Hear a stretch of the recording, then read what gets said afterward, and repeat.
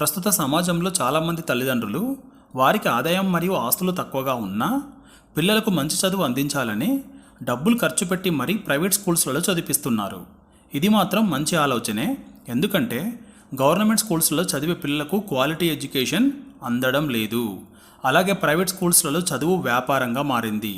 ఇలాంటి పరిస్థితులలో మనం పిల్లలను అప్ టు 10th క్లాస్ వరకు ప్రైవేట్ స్కూల్స్లలో చదివించాలనుకున్నప్పుడు తల్లిదండ్రులకు తెలవాల్సిన 5 ముఖ్యమైన విషయాల గురించి తెలుసుకుందాం. మొదటిది, స్కూల్ ఎడ్యుకేషన్పై పూర్తి అవగాహన. అంటే అప్ టు 10th క్లాస్ వరకు స్కూల్ ఎడ్యుకేషన్ 3 భాగాలుగా ఉంటుంది. First, pre primary education. ఇందులో నర్సరీ మరియు కిండర్ గార్టెన్ అంటే ఎల్కేజీ మరియు యూకేజీ. దీనికోసం పిల్లలని మీ ఇంటికి దగ్గరలో ఉన్న ప్లే స్కూల్లో లేదా ప్రైమరీ స్కూల్లో జాయిన్ చేయండి. వీరికి స్కూల్ వారానికి 5 రోజులు మండే టు ఫ్రైడే ఉంటే చాలు.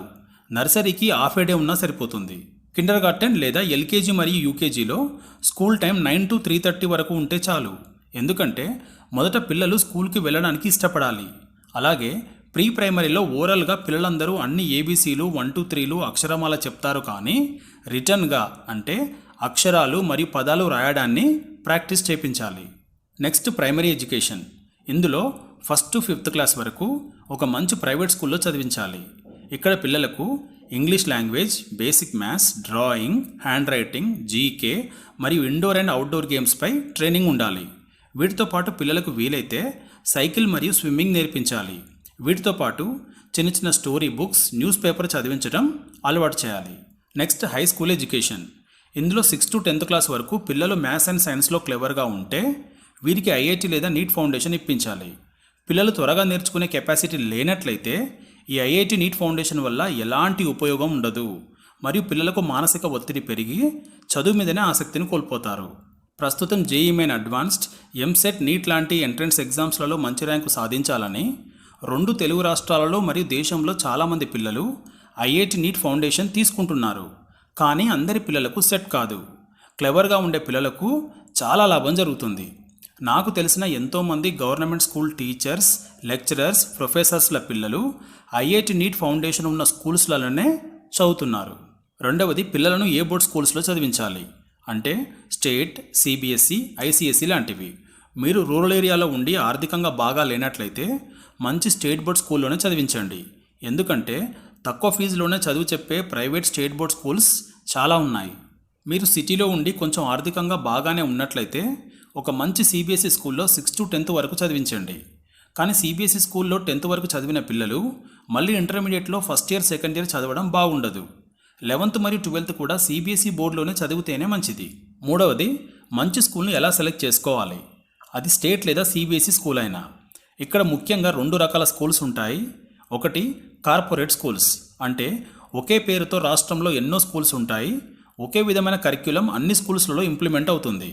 2, ఒక వ్యక్తి స్థాపించిన స్కూల్. ఇక్కడ వ్యక్తులు స్థాపించిన స్కూల్స్లలో వారి వ్యక్తిగత ప్రభావం ఎక్కువగా ఉంటుంది. ఉదాహరణకు ఆ స్కూల్ చైర్మన్ మ్యాథ్స్ బ్యాక్గ్రౌండ్ వ్యక్తి అయితే ఆ సబ్జెక్ట్కి ఆ స్కూల్లో ఎక్కువ ఇంపార్టెన్స్ ఉంటుంది. అలాగే ఇంగ్లీష్ బాగా వచ్చిన వ్యక్తి అయితే ఆ సబ్జెక్ట్కి ఎక్కువ ఇంపార్టెన్స్ ఉంటుంది. వారి వ్యక్తిగత సామర్థ్యాలు, ఆలోచనలు, ఇష్టాలను బట్టే ఆ స్కూల్లో కరిక్యులం ఇంప్లిమెంట్ అవుతుంది.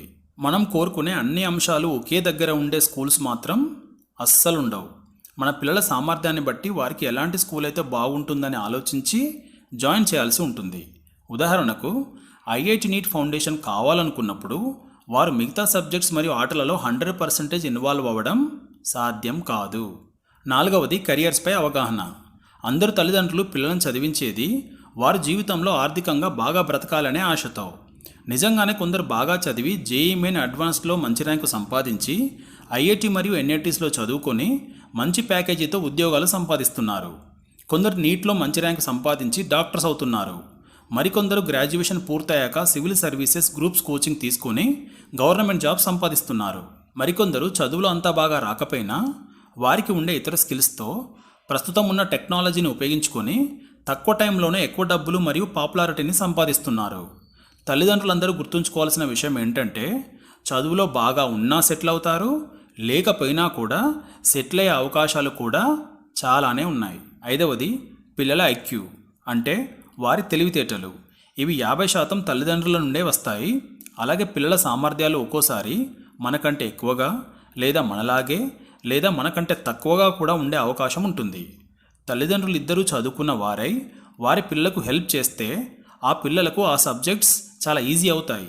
అలానే ఇంటిలోని పరిస్థితులు అంటే తల్లిదండ్రులు పిల్లలను పట్టించుకోకపోవడం, గొడవలు పెట్టుకోవడం, చెడ్డ మాటలు మాట్లాడడం, వేరే వాళ్ళ ఇంటి దగ్గర ఉంచి పిల్లల్ని చదివించడం, చిన్న వయసులోనే హాస్టల్లో జాయిన్ చేయించడం, ప్రతి ఫంక్షన్కి పిల్లల స్కూల్ మానిపించి మరీ తీసుకెళ్లడం, ఇలాంటి వాటి వలన పిల్లల మనసు చాలా సున్నితంగా ఉండి చాలా ఈజీగా డిస్టర్బ్ అవుతారు. ఫ్యూచర్లో ఆర్టిఫిషియల్ ఇంటెలిజెన్స్ మన జీవితాలలో చాలా మార్పులను తీసుకురాబోతుంది. పిల్లలకు కనీస చదువు, స్కిల్స్ వీటితో పాటు మంచి ప్రవర్తన మరియు క్రమశిక్షణ ఉంటే వారి జీవితాలకు ఎలాంటి ఇబ్బంది ఉండదు. మీకు ఈ కాంటెంట్ నచ్చినట్లయితే వీడియోని లైక్ చేసి, ఇది ఎవరికైతే ఉపయోగపడుతుందో వారికి షేర్ చేసి ఛానల్ను సబ్స్క్రైబ్ చేసుకోండి. Thank you.